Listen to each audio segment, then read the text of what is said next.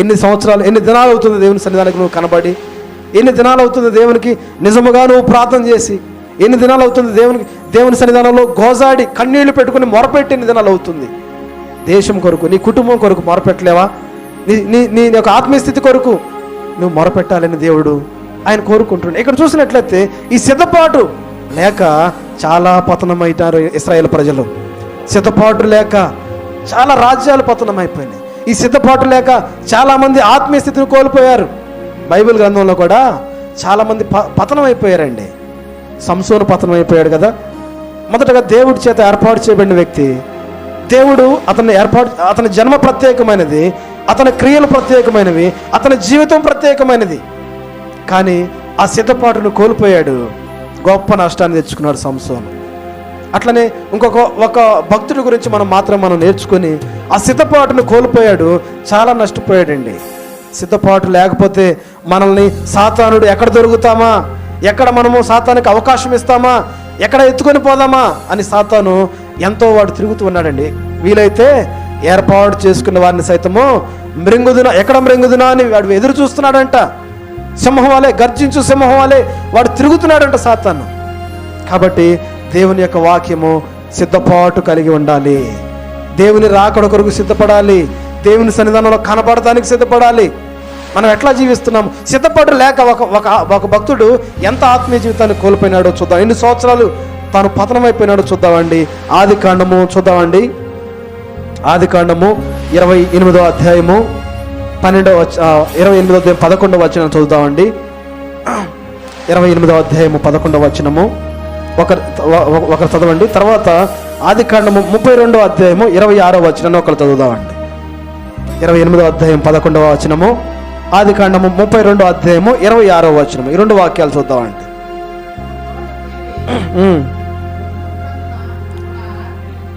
ప్రొద్దుగూకినందున అక్కడ రాత్రి నిలిచి ఆ చోటి రాళ్లలో ఒకటి తీసుకొని దానిని తలగడగా చేసుకుని అక్కడ పండుకొనెను. అందులో ఒక నిచ్చెన భూమి మీద ఆకాశానికి అది అక్కడ వేయబడి ఉన్నది. ఆకాశానికి పైగా దేవుడు ఆశీనుడైండు చూస్తూ ఉన్నాడంట.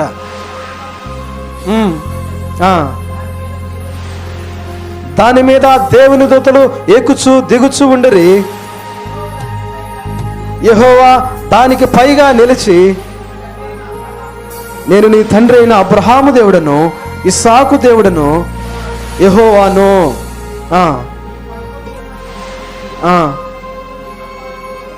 చూడండి ప్రభునందు ప్రేమైన దేవుని బిడ్డలారా, నీవు పండుకొనినటువంటి ఈ స్థలము నీకు, నీ సంతానానికి నేను ఇస్తాను.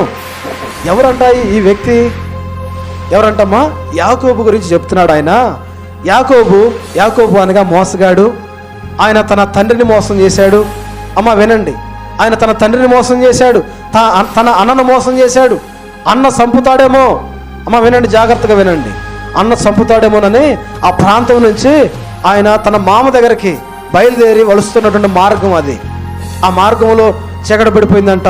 అక్కడ మనం గమనించవలసిన విషయము, చీకటి పడినది, ప్రొద్దుగూకిందంట.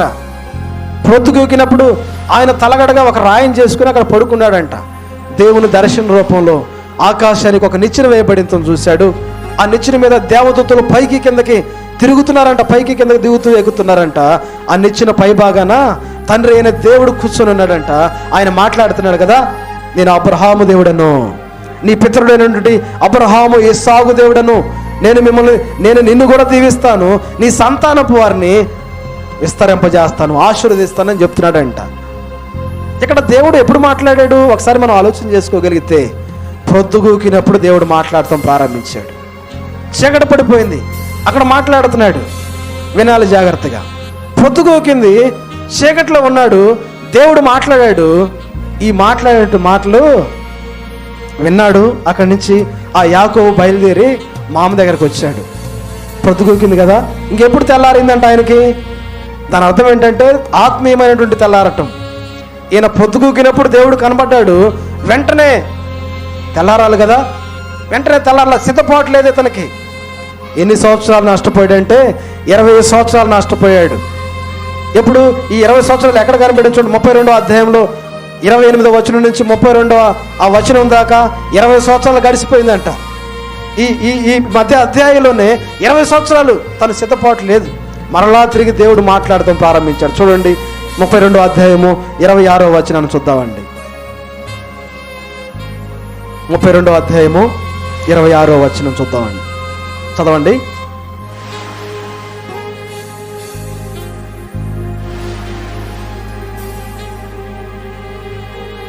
చదవండి. ఆయన తెల్లవారుచున్నది కనుక నన్ను పోనివ్వనగా అతడు, నీవు నన్ను ఆశీర్వదిస్తేనే గాని నిన్ను పోనివ్వనెను. ఆయన నీ పేరేమని అడగగా అతడు యాకోబు అని చెప్పాను.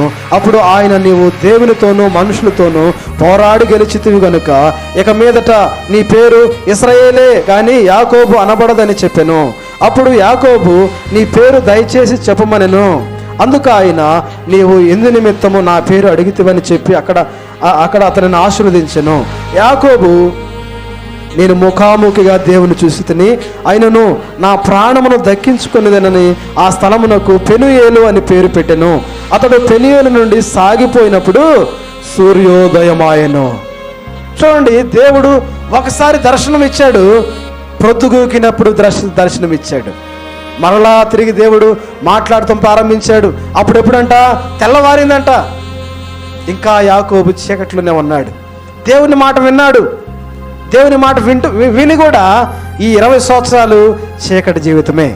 దేవుడు నాతో మాట్లాడాడు కదా, దేవుడు నాకు తోడుగా ఉన్నాడు కదా. ఏనాడైనా ప్రార్థన చేసిన అనుభవాలు ఉన్నాయా? నిజమే, మనం కూడా రక్షించబడినటువంటి ఆ దినాల నుంచి ఇప్పుడు దాకా ఎన్ని సంవత్సరాలు అవుతుందో తెలియదు. నువ్వు వెలుగును పొందుకున్నావా? ఇంకా చీకట్లోనే ఉంటున్నావా? దేవుడు మాట్లాడిన సమయము ప్రొద్దుగూకిన సమయం. ఈ ప్రొద్దుగూకిన సమయము మళ్ళా తిరిగి ఉదయం అయినటువంటి సమయము. ఈ రెండిటి మధ్య ఎన్ని సంవత్సరాల తేడా ఉందమ్మా? 20 సంవత్సరాలు వ్యర్థంగా గడిపాడు యాకోబు కదా. ఒకటి, తన మామ దగ్గరికి వెళ్ళాడు, తన కూతుర్ని ప్రేమించినాడు. 7 సంవత్సరాలు ఆమె కొరకు కొలువు చేశాడు కదా. రెండవసారి మామ యాకోబుని మోసం చేశాడు. ఈయనే మోసగాడు. దేవుడు లేకపోతే మనం మోసపోతాం, సాతానుడి చేత మోసగించబడతాము. మనము మోసగాళ్ళము. ఈ లోకంలో పాపముల చేత, అపరాధముల చేత మనం చచ్చినట్టు వారము. దేవుడి వాక్యము మనలో లేదనుకోండి, దేవుని యొక్క కృప, దేవుని యొక్క వాక్యము, దేవుని యొక్క పరిశుద్ధాత్ముడు ఆ శక్తి మనలో లేకపోతే పదే పదే పదే పదే సాతానుడి చేత మోసగించబడతాం. ఇక్కడ యాకోబుని ఎన్నిసార్లు మోసం చేశాడండి మామ? యాకోబు మోసం చేశాడు, అన్నను మోసం చేశాడు, తండ్రిని మోసం చేశాడు కదా. యాకోబుని ఎవరు మోసం చేస్తున్నారు? మామయ్య మోసం చేస్తున్నాడు. ఏమని? యాకోబు ఒక ఆమెను ప్రేమించాడు, ఆమె కోసం 7 సంవత్సరాలు కొలువు చేశాడు. ఆమెను కాకుండా ఇంకొక జబ్బు కల్లా ఆమెను పెళ్లి చేశాడు. ఆమెను వల్ల పెళ్లి చేయటానికి, ఆమెను కాకుండా వేరే ఆమెకి ఇచ్చి పెళ్లి చేశాడు. మరలా తిరిగి ఈమెను కోసం మరలా ఇంకొక 7 ఏళ్ళు గొర్రెలు మేపుకోవడానికి వెళ్ళాడు. 7 సంవత్సరాలు ఎన్ని సంవత్సరాలు అయిందమ్మా? 14 సంవత్సరాలు అయింది. చివరికి ఎట్టకేలకు అనుకున్న ఆమెను చేసుకున్నాడు. తర్వాత ఇంకా తన మంద కొరకు ఇంకొక 6 సంవత్సరాలు ప్రయాసపడ్డాడు. మొత్తం ఎన్నైందమ్మా? మొత్తం 20 సంవత్సరాలు ప్రయాసపడ్డాడు యాకోబు. ఈ 20 సంవత్సరాల్లో దేవుడు నాతో మాట్లాడాడు కదా, నేను నిన్ను ఆశీర్వదిస్తాను. ఈ 20 సంవత్సరాల్లో దేవుడు నాతో నేను హెచ్చిస్తాను, నేను నీకు తోడుగా ఉంటాను. ఎప్పుడైనా ఆలోచన చేశాడు యాకోబు? ఇప్పుడు చేయలా. సిద్ధపాటు లేనటువంటి జీవితము. సిద్ధపాటు లేకపోతే పతనమైపోతాం మనం కూడా. సిద్ధపాటు కలిగి ఉండకపోతే రక్షించబడ్డావు, సరే బాగానే ఉంది. దేవుని యొక్క వాక్యం వినాలన్నటువంటి ఆశ నీలో లేకపోతే, దేవుని ఆయన పరిశుద్ధుడే ఉన్నాడు, ఆయనలాగా నువ్వు పరిశుద్ధంగా జీవించాలి అన్నటువంటి ఆతృత నీలో లేకపోతే, ఆయన సన్నిధానంలో కనబడాలి అనేటువంటి ఆశ నీలో లేకపోతే, దుష్టుడు నీలో ఉన్నటువంటి పరిశుద్ధతను వాడు దొంగిలిస్తాడు, దోచుకోవడానికి ప్రయత్నం చేస్తాడు. వాడికి కానీ మనం అవకాశం ఇచ్చామనుకోండి, దొంగతనం చేయడానికి వస్తాడు, నరహత్య చేయడానికి వస్తాడంట. ఆ యెరూషలేము నుంచి యెరికో పట్టణానికి ఒక వ్యక్తి వస్తున్నాడు. ఎవరంటమ్మా? ఆయన ఒక వ్యక్తి అని రాశాడు. ఆ వ్యక్తి యెరూషలేము నుంచి వస్తున్నాడంట కిందకి. యెరూషలేము అనగా ఎత్తైన ప్రాంతము, యెరికో అనగా కొద్ది కింద ఉంటుంది. యెరూషలేము అనగా దేవుని ప్రాంతము, దేవుని సన్నిధి, దేవుని యొక్క ఆ ప్రభావం పొందుకున్న ప్రాంతం. యెరూషలేములో దేవుని మందిరం ఉంది. దేవుని మందిరం నుంచి ఎరుకకు రావాల్సిన అవసరం ఏంది ఈయనకి? పడిపోయినట్టు వారి మీద సాతానుడు గురి పెడతాడు. ప్రభునందు ప్రేమైన దేవుని బిడ్డలారా, దేవుని యొక్క వాక్యము మనలో పనిచేయకపోతే, దేవుని యొక్క వాక్యానికి మనం స్థానం ఇవ్వకపోతే, దేవుని యొక్క వాక్యము మనలో పనిచేయకపోతే సాతానుడు గురి పెడతాడన్న విషయాన్ని దేవుడు హెచ్చరిస్తున్నాడు. అతన్ని దొంగలు పట్టుకున్నారంట. అమ్మ నా వైపు చూడండి, ఇటు చూడండి. దొంగలు పట్టుకొని అతను కొట్టారంట. కొన ప్రాణంతో అక్కడ బ్రతికాడు అతను. కొన ప్రాణంతో పడిపోయాడు అక్కడ. అతను వస్త్రాలు దోసుకుని వెళ్ళిపోయారంట. వాడు చేసే పనంతా చేస్తాడు. మన ఆత్మీయ స్థితిని దొంగిలిస్తాడు, మన రక్షణ వస్త్రాన్ని దొంగిలిస్తాడు, కొన ప్రాణంతో అక్కడ పడేసి వెళ్ళిపోతాడు. ప్రభునందు ప్రేమైన దేవుని బిడ్డలారా, దేవుని వాక్యానికి మనం ప్రాధాన్యత ఇవ్వకపోతే, సిద్ధపాటు మనం కలిగి ఉండకపోతే, దేవుని రాకడ కొరకు మనం సిద్ధపడకపోతే దొంగ అయినటువంటి సాతానుడు మన మీద వస్తాడు. వాడు మనల్ని పతనం చేయడానికి వాడు సిద్ధంగా ఉన్నాడు. ఎప్పటికప్పుడు సిద్ధ మనసు కలిగిలై ఉండాలి. ఇక్కడ యాకోబు విషయంలో ఎన్ని శ్రమలు పడ్డాడోనండి. ఈ 20 సంవత్సరాల్లో ఎన్ని శ్రమలు పడ్డాడో చూడండి. ఒకసారి ఎన్ని శ్రమలు పడ్డాడో. 28వ అధ్యాయము 20 వచనం 21వ వచనం చూద్దామండి. 28వ అధ్యాయం ఆదికాండము 28వ అధ్యాయము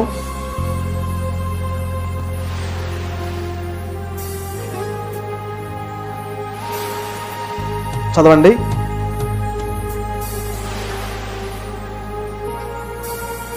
క్షమించండి, 31వ అధ్యాయం 40వ వచనం చూద్దామండి. 31వ అధ్యాయము 40వ వచనం చూద్దామండి. 40 కాకుండా ఇంకా పై వచనాలు కూడా 34 నుంచి చదువుతాను చూడండి. 35 నుంచి.